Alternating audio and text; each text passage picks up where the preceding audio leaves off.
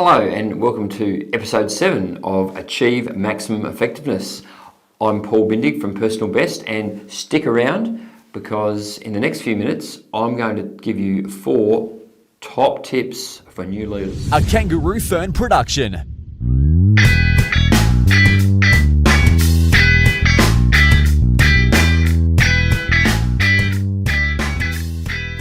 Hi, welcome to episode 7 of Achieve Maximum Effectiveness, and as I mentioned, today we're going to talk about 4 top tips for new leaders. Now, where does this come from? Well, I've taught leadership for a long time. I've been a leader for even longer, and I remember how I first got the job as a leader. And my first leadership job ever was as a branch manager for a major bank. And this was all the training I got for it. It was, here's the keys, they open the front door, good luck, mate. Let me tell you, that was a pretty challenging, ultimately very rewarding experience. I loved the job, but it took me a while to love it. And there were a lot of things I didn't understand about what leadership was. I had some people reporting to me. I had some KPIs to hit. They were looking to me to be their boss, but I didn't really know what that meant. So I've got 4 tips for new leaders in the next couple of minutes.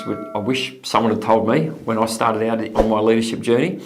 And look, even the more experienced leaders out there, it's always good to have a refresher and to think about these things and reflect on them, I reckon. So let's start with my very first number tip. My first tip is this. Number 1, they're watching you. What do I mean by they're watching you? Well, it's pretty simple. We always hear the word role modelling.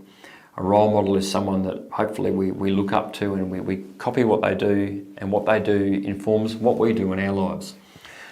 As a leader, you are very much a role model, whether you want to be one or not. What I never really thought about when I first started as a leader was how much every single person who reports to you hangs on every single thing you say, every single thing you do. Now, you might think to yourself, okay, I'm the boss, I'm the leader, but when I get up and when I look in the mirror in the morning, I see the same old bag of bones that I've seen every day of my life. There's nothing special about me. I'm not important. I'm just me. I got the leadership job today, but yesterday I was the same person. And you know what? All of that's true. That's all true. But I want you to think about it like this. When you've been in the workplace, when you are in the workplace, and you have a manager, and your manager comes in one day and they act a little bit differently to how they normally do, do you notice? Most people do. Oh, what's up with Paul today? Has he had a bad morning? He just seems a bit quiet today. Or maybe, oh wow, Paul's in a good mood today. Geez, he's not normally like this. He's normally grumpy. Today might be the day to ask him for that day off that I want. Or, oh, it's funny, Paul sort of made a big deal about everyone coming to work on time, but he seems to come to work sort of between 5 and 10 minutes late every day. It seems a bit funny, like there's one rule for me and there's another rule for him. Or, Paul told me that every time I serve that customer, I need to smile and make eye contact, but I just watched him serve that customer and he didn't do that. So, I don't know how I feel about that. Now, all those examples I just gave you, they're not necessarily things people are articulating out loud, but I promise you, that's going on in their head. Every single thing you do as a leader is keenly observed by your team because they use you as a guide, as a role model for what they should be doing. And I think most of us have heard the expression, actions speak louder than words. Well, I think in a leadership role, actions and words both speak very loudly, but your actions have to match your words. So if Paul the boss says, I want all my team to come in on time, I don't really like people to be coming in late, we should be ready to start work at exactly 8:30, which means you get here at 8:25 and you put your bag down and you wash your hands and do all the other things you have to do before you start. Well, if Paul's not doing that, that sends a message to the team. If Paul does do that, it also sends a message to the team, but the messages are quite different. They're watching you. The second thing that I think is a great tip for anyone in a leadership role, and particularly new leaders, It's okay. You don't need to have all the answers. You don't need to know everything. As staff, our teams, the people that report to us, they do like to see us as the font of all knowledge and the solution to all ills. And you can be that, but you can be that without having to know everything. You don't need to be the smartest person in the room. You don't need to have the most technical information. You don't need to have the answer to every question that gets thrust upon you. You don't need any of those things. What you do need is the ability to handle those questions, handle those situations with elegance, and know where to go to get the solution. So, for example, someone comes up to you and they say, "Oh, boss, we're out of part number XYZ ABC 123. This client's got a big order they need to fulfill and they want them by the end of the week. Do you know when we're going to get them in?" I hope you've liked what you've viewed so far. Make sure you never miss an episode by clicking the subscriber button now. This show is made possible by you, and we really want to thank you for your support. Now, off the top of my head, I might know, I might not know. I don't need to know though. If I don't know, what I need to know is what to do next. And what to do next is, I'm not too sure, let me find out for you. Can we let the customer go home? Can we get them off the phone? Can I promise to call them back by 3 o'clock with the answer? Or can you promise to call them back by 3 o'clock when I go and find out from my superior or when I ring the supplier? So you don't need to know every single thing that you come up with on this, that comes up on the spot. You just need to know where to go to get the answers. Now that was a really simple example. What if it's a really complicated example, like one of your team members comes up to you and they tell you that they're suffering from a mental illness, or they've been a victim of domestic violence. Now that's a pretty challenging, confronting situation to deal with. You also don't need to know the answer to that. You just need to know where to go to get help for yourself so you can help your team member. And every organisation has a process for that. You don't need to know everything. The third thing that I certainly wish I was told the day I got handed the keys to my first job is it's not all about you.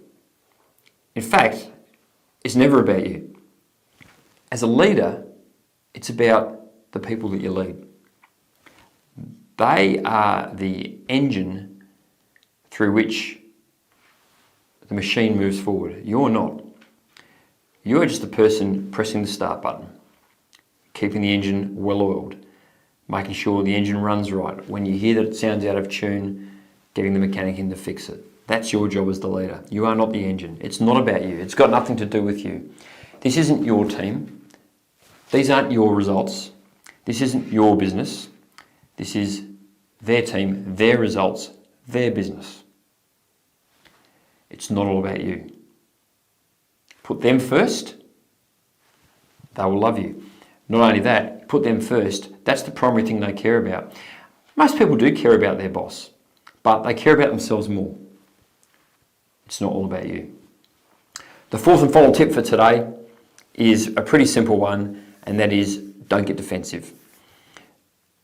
In fact, the opposite of defensive will set you apart from any other leader going around. Great one for new leaders, but great one for some experienced leaders too, I would imagine. What does getting defensive mean? Getting defensive means this. As a leader, from time to time, what you want to do, your vision, your strategic plan, your tactical plan, the actions we're going to do today, will be challenged by a member of your team. Now, the challenge may come in the form of a question. It may come in the form of a strange behaviour, but there will be some misalignment between what you're wanting to have happen and what suits this person or their understanding of what it is you want to do. When that challenge comes, when that question comes, when that concern comes, you've got two choices. One is to get really defensive and see it as an attack on you personally, or the other is to, and I appreciate this is counterintuitive, but the other is to welcome the challenge. Why do I say that? If someone wants to challenge you on what you do, it means their thought about it is not as positive or as different to your thought about it. Whether or not they choose to challenge you, they're having that thought. The fact that they are choosing to challenge you means they trust you. They trust you that you are able to handle the challenge and will deal with it appropriately. Now, their version of appropriately might be completely change your mind. That may not be your version of appropriately. It doesn't matter. How you, the nuts and bolts of what you do with it is up to you. You have the right as the leader ultimately to make the decision of what you do for the business. But how you handle the challenge, how you handle the question, really says a lot about you as a leader. Is it a personal attack? No. It's someone who either doesn't understand or has a difference of opinion or has something else driving them that isn't the same thing that's driving you.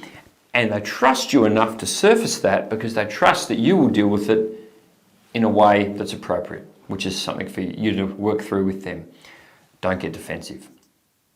If you can have a team that all trust you enough to ask lots of questions, trust me, you're going to have a high-performing team because they want to learn, they want to know, they want you to guide them and comfort them and ensure that what they're doing is right. So, in summary, my 4 tips for new leaders and maybe some refresher for some experienced leaders too. 1, they're watching. 2, you don't need to know everything.